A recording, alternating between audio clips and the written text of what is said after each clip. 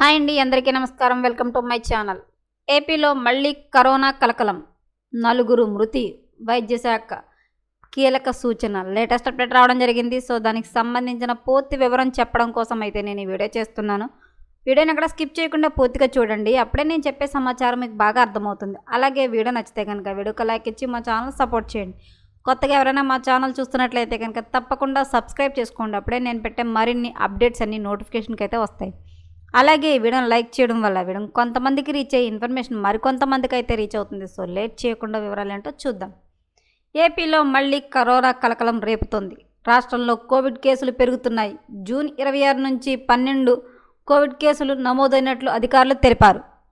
కడప, గుంటూరు, కాకినాడ జిల్లాల్లో కేసులు నమోదవుతున్నట్లు తెలుస్తోంది. అయితే ఈ కోవిడ్ పాజిటివ్తో నలుగురు మృతి చెందారు. ఒకే ప్రాంతంలో క్లస్టర్గా కేసులు నమోదు కాలేదని వైద్య ఆరోగ్య శాఖ వెల్లడించింది.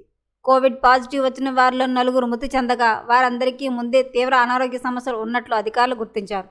వైరస్ జన్యుక్రమ విశ్లేషణ కోసం 5 నమూనాలు పూణేలోని జాతీయ వైరాలజీ సంస్థకు పంపించింది రాష్ట్ర ప్రభుత్వం. ప్రస్తుతం 3 హోమ్ ఐసోలేషన్లో ఉండగా 2 ఆసుపత్రుల్లో చికిత్స పొందుతున్నారు.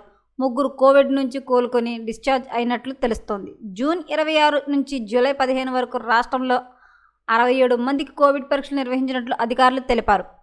ప్రజలు ఆందోళన చెందాల్సిన అవసరం లేదని, అప్రమత్తంగా ఉంటూ ముందుగా జాగ్రత్తలు పాటించాలని రాష్ట్ర వైద్య శాఖ తెలిపింది. వైద్యులు, ఆసుపత్రులను అప్రమత్తంగా చేశామని ఆరోగ్య శాఖ కార్యదర్శి వీర పాండియన్ తెలిపారు. దేశవ్యాప్తంగా జూలై 1 నుంచి 339 కోవిడ్ కేసులు నమోదయ్యాయని, దేశంలో అత్యధికంగా కేరళలో 115 కోవిడ్ కేసులు నమోదైనట్లు తెలుస్తోంది.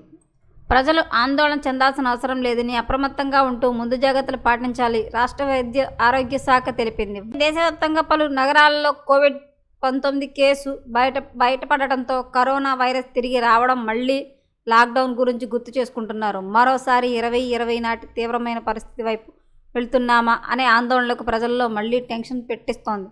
అయితే ప్రజలు భయపడాల్సిన అవసరం లేదని ఆరోగ్య నిపుణులు, వైద్యుల, ప్రభుత్వ అధికారులు చెబుతున్నారు. మరిన్ని లేటెస్ట్ అప్డేట్ల కోసం మా ఛానల్ తప్పకుండా సబ్స్క్రైబ్ చేసుకోండి. Thanks for watching.